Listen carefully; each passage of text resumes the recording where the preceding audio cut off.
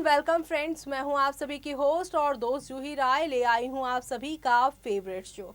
और आज के इस फेवरेट शो में हम बात करने वाले हैं टीवी टाउन के मोस्ट पॉपुलर सीरियल, वो भी मोलकी की कहानी के बारे में, जहां पर आप सभी को अब एक नहीं दो नहीं बल्कि काफ़ी सारे टर्निंग पॉइंट के बाद चीज़ें आगे की ओर जाती हुई नज़र आएंगी। और इसी के साथ शो में आप सभी को अब खूब सारा बवाल देखने को मिलने वाला है। ये बवाल आप सभी को इसलिए देखने को मिलेगा क्योंकि अब कहानी में एक और सच्चाई खुलकर सामने आने वाली है।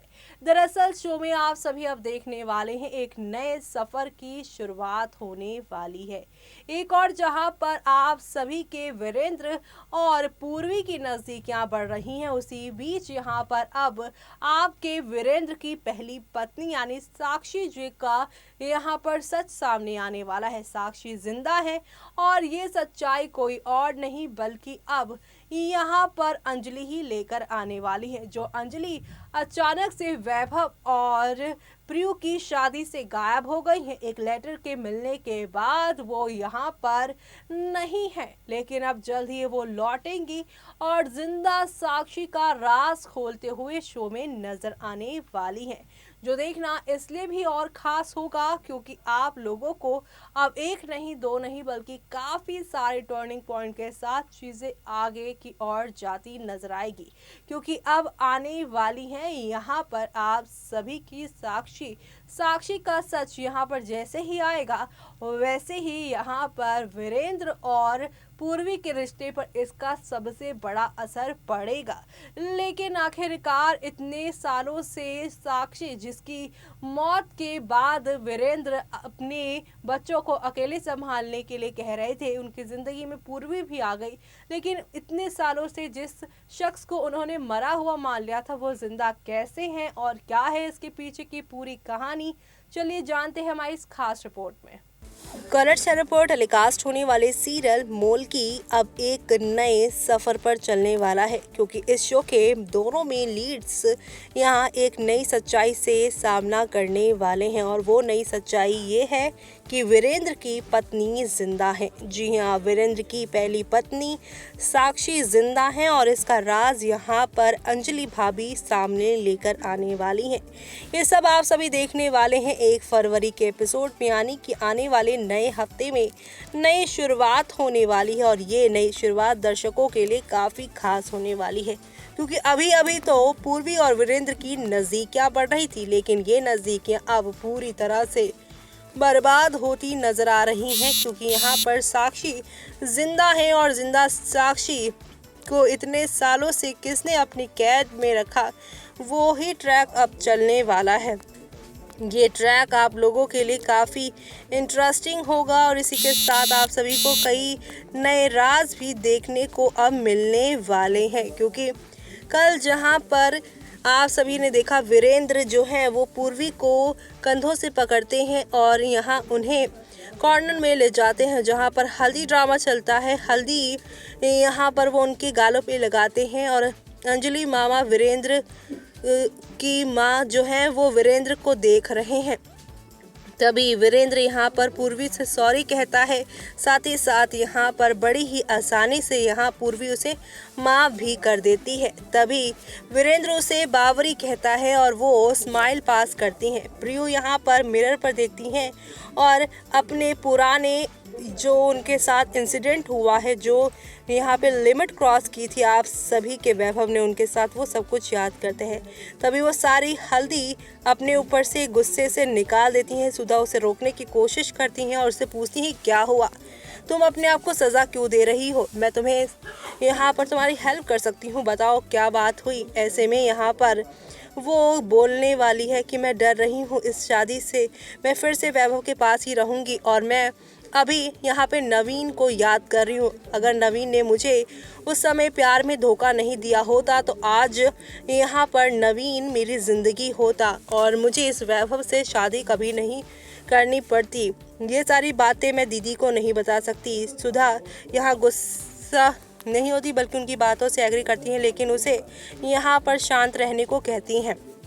तो वहीं यहाँ पर सुधा कहती कि तुझे भी खुश रहने का अधिकार है, तूने नवीन को बहुत प्यार किया, उसके बच्चे को भी अबॉर्ट किया, लेकिन वो सब तेरे पास अब नहीं आ सकता, तो इसलिए अब शांत रहे। लेकिन जहाँ ये सब कुछ हो रहा होता है तो वहीं अंजलि ये सारी बातें उनकी सुन लेती है और यहाँ पर वो अब सारी बातें सामने लेकर आने की सोचेंगी। तभी प्रियु वहाँ से नीचे जाएंगे और मेहंदी नाइट शुरू हो जाएगी, जहाँ पे औरतें डांस कर रही हैं, रिचुअल स्टार्ट हो गई है। वैभव जो है वो प्रियु की तरफ पॉइंट कर रहा है तो वहीं वो उसकी तरफ देख भी रहा है। पूर्वी यहाँ पर आती हैं और स्माइल पास करती हैं अपनी बहन को, मेहंदी लगाती हैं और इसी के साथ भूरी एक्सेप्ट करती है पार्सल को उसी रात, मेहंदी की रात में। और ये सारी बातें पूर्वी देख लेती हैं तो वहीं यहाँ पर भूरी से वो पूछती भी हैं कि इस बैग में क्या है।